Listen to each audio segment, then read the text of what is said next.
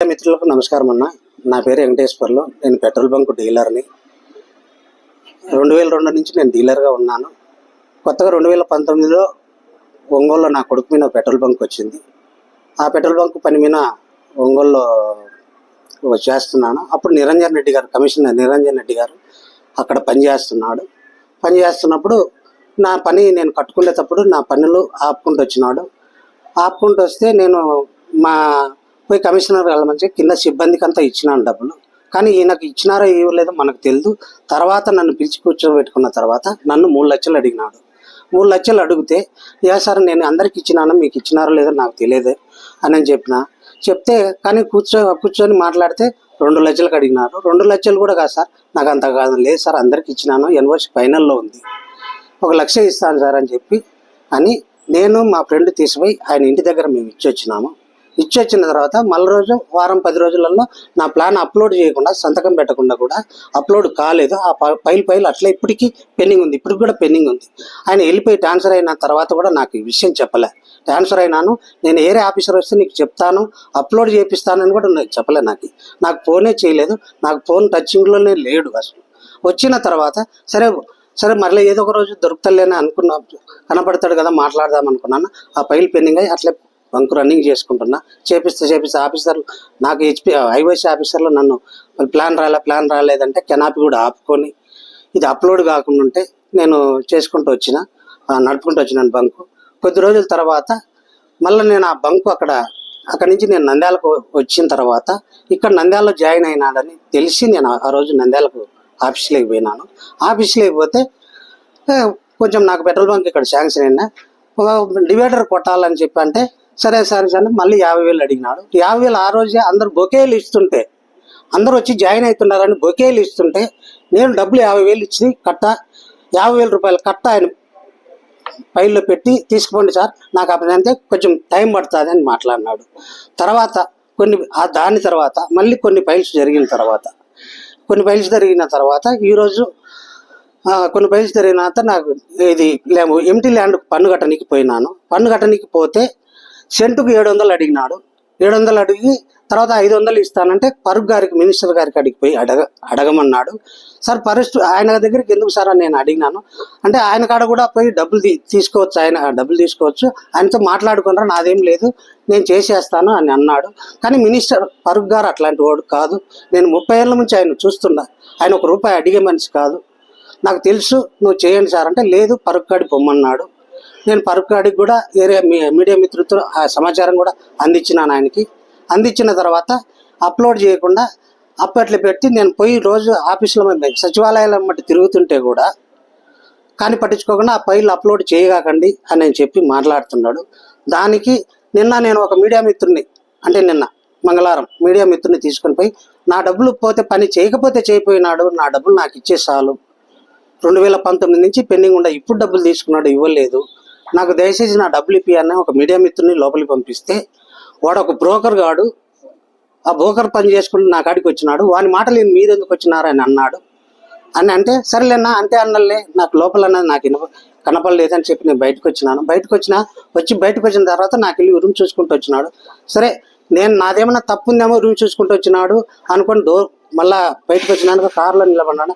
Car కాడికి కూడా పోయి సార్ అని పిలిచినాను, కానీ పలకుండా వెళ్ళిపోయిన తర్వాత ఇంకా మేమేం మాట్లాడలేదు.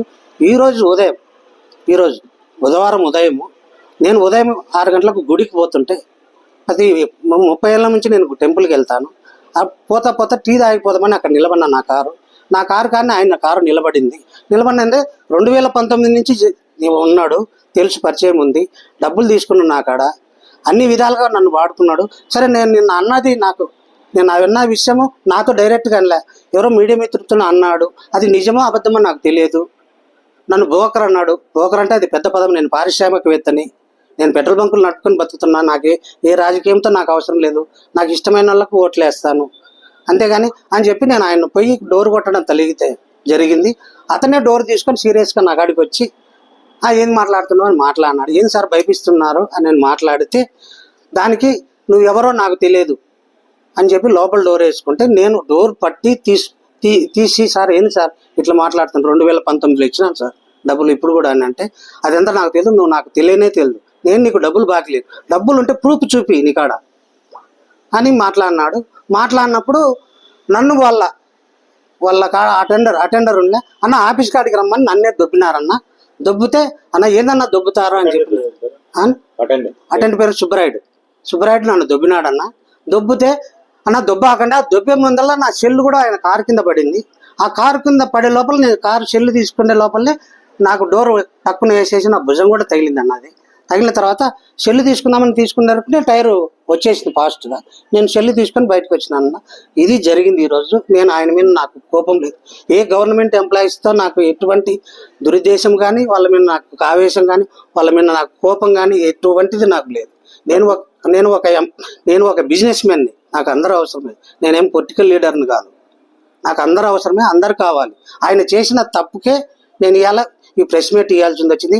నేను పోలీసు వాళ్ళందరూ నేను అందరితో ఫ్రెండ్లీగానే ఉంటాను, కానీ నేను డబ్బులు ఇచ్చే ఎక్కడన్నా ఇప్పించే అడిగిన కాడికి ఇచ్చి అన్న ఇంత ఇచ్చాను, ఇంత ఇయ్యలేను, ఇంత ఇచ్చి చేపించుకొని పోతాను నేను. అంత తప్ప ఇంకొకటి నేను ఇవ్వను, నా ఫైల్ చేయాలా అనేది ఎప్పుడు లేదు. నేను గత 15 ఏళ్ళు 20 ఏళ్ళు ఎంపీ దగ్గర చేసినాను. ఎంపీ దగ్గర కానీ అన్ని ఆఫీసర్స్తో నేనే వర్క్ చేపిస్తున్నా. ఏదైనా పర్సనల్ కానీ, కార్ యాక్సిడెంట్లు కానీ, లారీల యాక్సిడెంట్లు కానీ ఏం జరిగినా అన్నీ నేనే చూసుకుంటాను, అన్నీ నేనే చేస్తున్నా. వాళ్ళ ప్రాపర్టీ మేనేజర్గా పనిచేస్తున్నా. నేను ఇప్పుడు పెట్రోల్ బంకులు నడుపుకుంటున్నా, నా బంకులతో నేను ఉంటున్నాను. ఆయన నాకేం శత్రువు కాదు. కమిషనర్ నా మీద పోయి ఈరోజు కంప్లైంట్ ఇచ్చినాడు. వాళ్ళ భార్యను కూడా నేను అడిగి వచ్చినమ్మా, ఎక్కడికి పోయినాడమ్మా ఇంటి దగ్గర పోయి భార్యను కూడా ఆయన వాళ్ళ మిస్సెస్ని కూడా అడిగితే మేడం ఎక్కడికి పోయినాడంటే అయ్యా పొద్దున్నే బయటికి పోయినాడు, ఇప్పుడు రాడు, అర్ధగంట కూడా ఇంట్లో ఉన్నాడు అని చెప్పింది. ఆయన ఇంట్లోనే ఉన్నాడు. నేను తన నెల్లూరు ఎమ్మెల్యే నాకు కజిన్ బ్రదరు, నా కజిన్ బ్రదర్ నాకు గిద్దలూరు ఆయన అశోక్ రెడ్డి నా పేరు చెప్పినా కనుక్కుంటాను. మా వాళ్ళందరూ వేసేది ఆయనకే ఓట్లు. మా ఊర్లో ఇప్పుడు ఎంక్వైరీ చేసినా కూడా 800-900 ఆయన వదిలిపెట్టి పోరు. అటువంటి వాళ్ళను నన్ను కూడా నువ్వు ఎంత అని చెప్పి మాట్లాడిపోతున్నా పోయినాడు. నేను ప్రెస్ మీట్ ఇస్తానని చెప్పిన తర్వాత పోయి ఆయన కంప్లైంట్ ఇచ్చినాడు. నేను ఎవరికి తెలియకుండానే డబ్బులు అన్న మన డబ్బులు ఇప్పి పని చేయకపోతే పోయినాడు. ఏం కాదు, ఇప్పుడు 2019లో ఇచ్చిన డబ్బులు ఇప్పటికి ఇలా ఇప్పుడు చేసిన పైలకు కూడా ఆయన చేయడు. ఇట్లనే ఎవరికి డబ్బులు తీసుకుంటాడు, పని చేయడు కాబట్టి నాకు డబ్బులు అని ఒక మీడియా మిత్రుని మధ్యవర్తిగా పంపించి నా డబ్బులు నాకు ఇప్పి అన్నా అని చెప్పి నేను అడిగినాను తప్ప మధ్యలో గందరగోళం చేయలేదు. ఆయన ఏం హింసించలేదు, ఆయన బాధ పెట్టలేదు, ఒక్క చిన్న మాట కూడా అనలేదు. నా ఫోన్ కూడా చూసుకొని బ్లాక్ లిస్ట్లో పెట్టినాడు, నా ఫోన్ నెంబర్లు కూడా బ్లాక్ లిస్ట్లో పెట్టినాడు. అంటే నేను చేయకూడదని. నేను ఇంత జరిగినానికే నేను ప్రెస్ మీటింగ్ ఇవ్వాల్సి వచ్చింది. ఆయన నా మీద కంప్లైంట్ ఇచ్చి నేను ఆయన తగలేదు. నా పిల్లల మీద ప్రమాణంగా సీసీ కెమెరాలు చూసుకోమని చెప్పు, స్లిప్లింగ్ తీసుకోమను, ఏమైనా తీసుకోమను, చూసుకోమను, అన్నీ చూసుకొని నా మీద ఏదైనా చర్య తీసుకోవచ్చు. నేనైతే ఆయనకు అన్యాయం చేయాలని నేను లంచం తీసుకున్నాడు అని పబ్లిక్ చెప్పకుండా నేను ఇంకా మీడియా మిత్రుని మధ్యవర్తిగా పంపించినందుకు ఇదంతా నా మీద చేస్తున్నాడు ఆయన. నువ్వు మీడియా మిత్రునికి చెప్తావా, నన్ను గబ్బులు చెప్తావా, నన్ను ఎందుకు బయటికి నీకు నాకు పరిచయం ఉన్నట్టు కానీ 2019లో ఉన్నట్టు కానీ ఎవరికి చెప్పకూడదు అని చెప్పి మాట్లాడతాడు. ఒక్కొక్క రోజు 2 గంటల నుంచి 2:30-3 గంటల దాకా ఆయన లంచ్ తిని కూర్చుంటే బయట కూర్చోమంటే కూర్చున్నా. నేను నా డబ్బులు నాకు ఇస్తే నేను ఆయన అడగను కదా. నా పని పెండింగ్ పెట్టా, నా డబ్బులు అట్లే ఆపుకొని పెట్టుకున్నా. నేను డబ్బులు బాకలేదు, నువ్వు ఎవరో నాకు తెలియదంటే నీకు ఈరోజు నా కాడ అన్ని ప్రూఫ్స్ ఉన్నాయి, నేను సాక్ష్యాలు ఉన్నాయి, అన్నీ ఇస్తా. ఆయన ఫైళ్ళు పెట్టిన సంతకాలు ఉన్నాయి, అన్నీ కూడా మీకు మీడియా మిత్రులకు ఇస్తాను నేను. ఇట్లాంటివి చేసి కూడా నన్ను ఈరోజు నా మీద కంప్లైంట్ ఆయన పుట్టించినాడంటే ఆయన దురుద్దేశంతో పుట్టించినాడు. కానీ నేను ఆయన చెయ్యి కూడా తగలలేదు, ఆయన తగలలేదు. ఆయన కనీసం ఆయన బనిగిని కూడా తగలలేదు, ఆయన టీ షర్ట్ కూడా నేను తగలలేదు. వాళ్ళ అటెండరే నన్ను దొబ్బినాడు సుబ్బరాయుడు అన్న, అక్కడికి రానన్నా అక్కడ మాట్లాడదామని మాట్లాడినాడు. అంతేగాని నేనైతే ఆయనకు ఏ మాట చిన్న మాట కూడా అనలేదు. 2019లో డబ్బులు తీసుకున్నావు సార్, నా డబ్బులు నాకు ఏమంటే నువ్వు ఎవడు నాకు అన్న, నీకు నన్ను అడగనీకి నువ్వు ఎవడో నాకు తెలియదు. అందరూ నమస్కారం అండి, నేను మీ anchor Ravi. Please subscribe to Nandyal news 9. Please subscribe to Nandyal news 9. ఆ లేటెస్ట్ అప్డేట్స్ కోసం వెంటనే సబ్స్క్రైబ్ చేయండి. సబ్స్క్రైబ్ చేసేటప్పుడు పక్కనే ఉన్న